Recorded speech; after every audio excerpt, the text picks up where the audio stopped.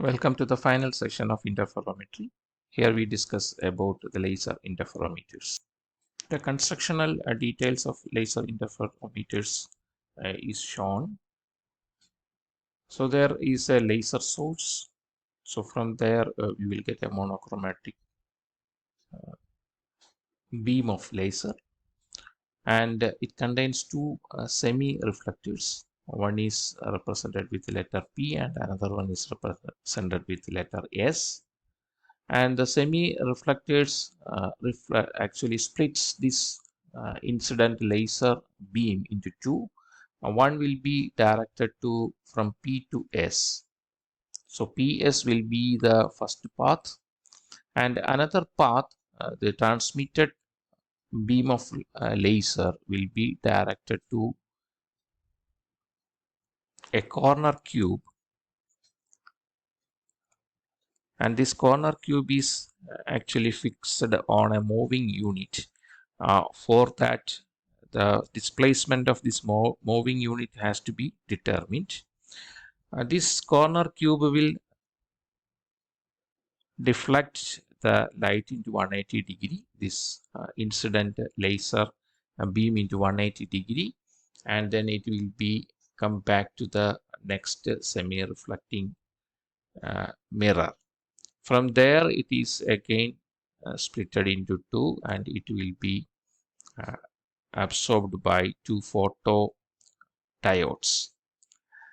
So the light, two beams of lights are actually traveled at a distance. The first beam travels at a distance of PS, and another one is travels at a distance of PQRS. So this difference in distances, that is PQRS minus PS, is an odd multiple of lambda by 2. Then we will have a dark fringe. So here it is actually no visible fringes are available because this is absorbed by photodiode. So if the output is minimum, that is equal to dark fringe, and if it is a even multiple of lambda by 2, then we will have an output of maximum.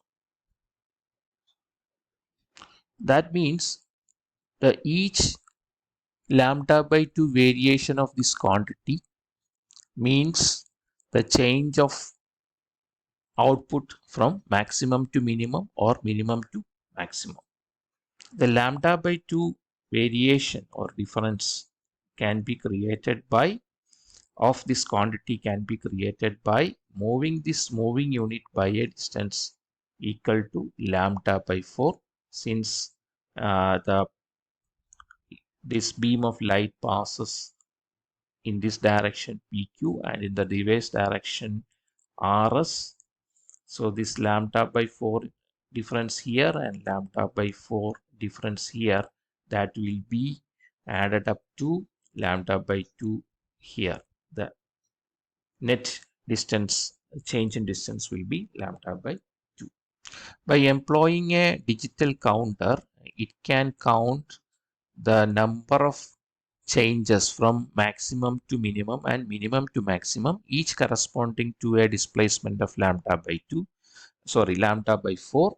So the number of counts multiplied by number of counts n multiplied by this lambda by 4 will give the actual displacement of this unit.